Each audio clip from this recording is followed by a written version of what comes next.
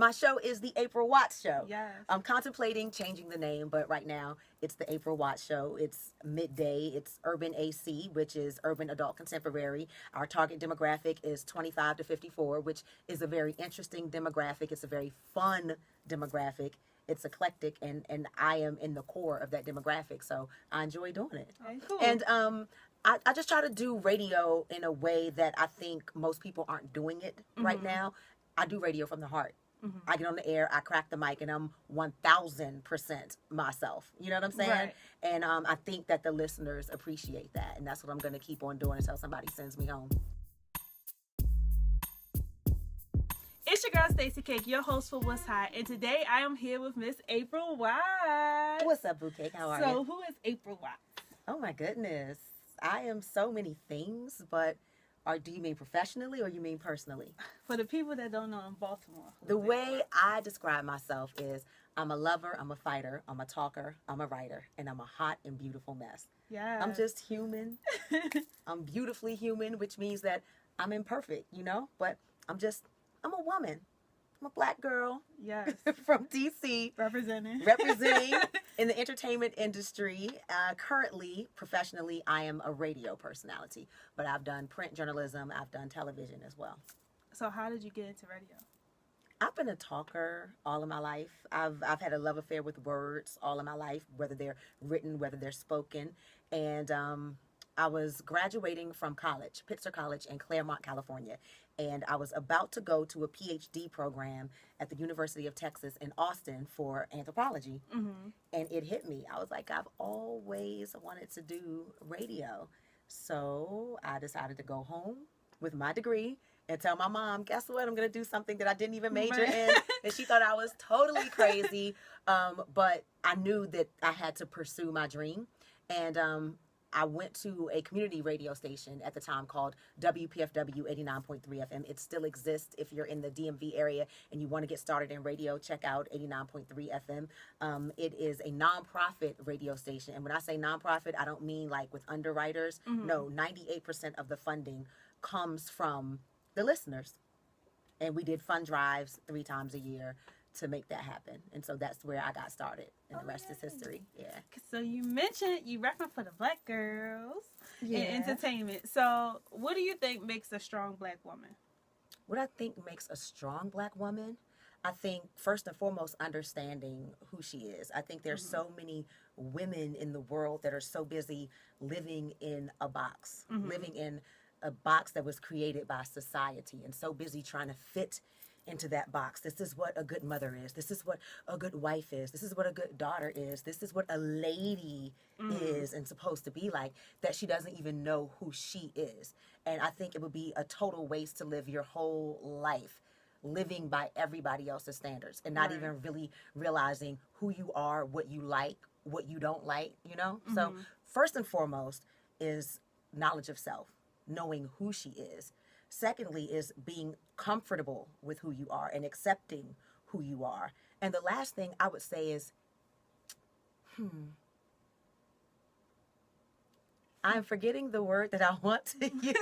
Resilience. There we go. I have so many words in my head that I forget. Like, what's the word I want to use right now? Resilience. Because things in life are going to happen. And it's just strong to not allow it to break you. You gotta bounce back. You're going to fall. You're going to get hurt. You're going to get scarred. But just get back up and keep going. And I think that a lot of women are resilient. Okay. All right. Oh, I like that. I agree with that. So speaking of strong black women, it's this thing that's been kind of going around on Twitter. They saying like people, even Jay-Z mentioned in one of his songs, like women, black women in particular, seem to only be valued like because they endure so much suffering, whether it be in relationships or challenges in the workplace. We're only valued because we like hide our emotions or we stay strong in the face of, you know, controversy, or we take so much in our relationships but before our men are loyal to us and things like that. Do you kind of feel like that's true? I feel like it's true of what society says of us. I think that it's true that we accept the lie that we have been told. And I just want everybody watching to know it is a big, fat lie. There's no nobility in suffering. There's no nobility. I'm going to say it one more time for the people in the back. There's no nobility in suffering. And I think that women overall have been fed that lie by patriarchy that, oh, you're this wonderful woman because you endure so much. And I think that Black women in particular, because of racism on top of patriarchy, are the least valued women in the world. And so we are not valuable until we have to prove our worth. And the way our worth is proved is through suffering. And that's a lie. And so we have been fed the lie. We accept the lie. We perpetuate the lie. And we just have to stop. So how do you think, like, we can, you said, like, we have to stop, but how do you think, like, we can overcome it, like, as far as, like, let's start with our relationships, like our love lives, or with our families, like taking much for people. How do you think we can overcome it? People do what you allow them to do.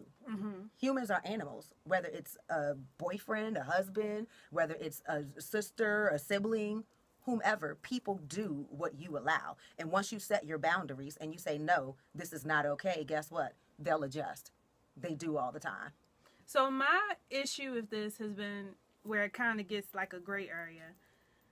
You know, you don't want to let people walk over you. You want to break that stigma, like you said. But also, then you have the concept of the angry Black woman. So then where does forgiveness come into play with those two sides? I think there is a difference between setting boundaries and being angry. And as long as you know what that difference is, it doesn't matter what anyone says to you. My goal is to not be an angry Black woman, to really internally not be an angry Black woman. If someone perceives me as being angry because I set boundaries, that's their problem, not mine, right? They'll get over it. I'm telling you, people will get over it. Like, so I guess the first thing, like, you gotta stop caring what everyone else thinks and make your own rules, live by their own line. Yeah. Okay, that makes sense.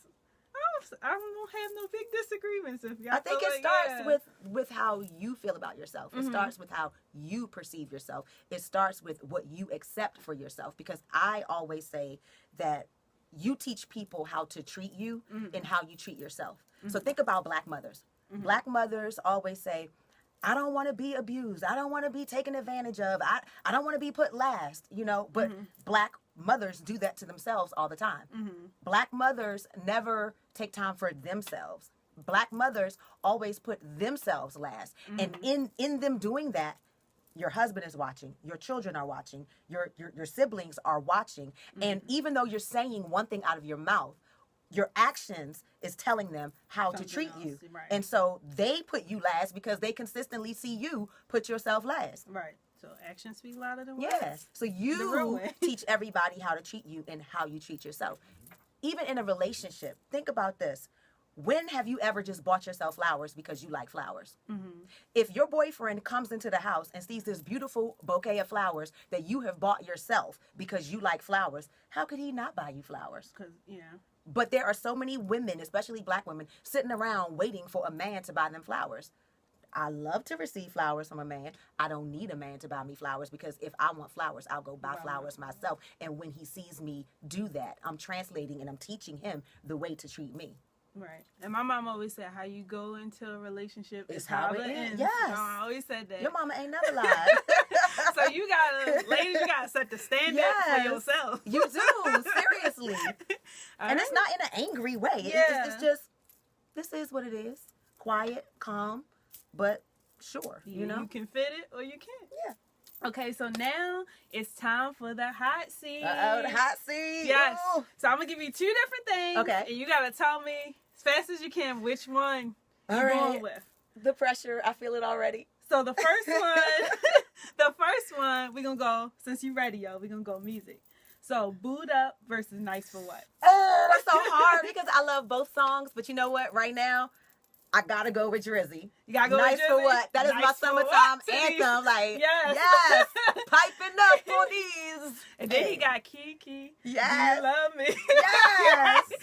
Okay. So the next thing, I know on your Instagram. Can you tell the people your Instagram? Oh yes, please follow me at April Watts Live on Instagram. So you always post like your fashion, your outfits of the days. Yes. And I read one tweet and they were saying, the winter time is how you know if you can dress. Yes. So I want to ask you, what do you prefer? Summer fashion versus winter fashion? Winter. Winter fashion? Yes. What you like about winter fashion? What I like about winter fashion is because you get to put fashion on top of fashion on top of fashion because there's layers. Right. And so for people that really love fashion, you put on your boots, you put on your slacks, you put on your top or whatever, and then you get to drape over top of that with like a banging coat. Then you got to drape over top of that with a scarf. And you put your hat on and bam, you know? You can do your fur. You can do your, like, fur. And I love fur. Oh my goodness. So fashion on top of fashion on top of fashion, wintertime. Yes. That's easy. And then the last one, you host.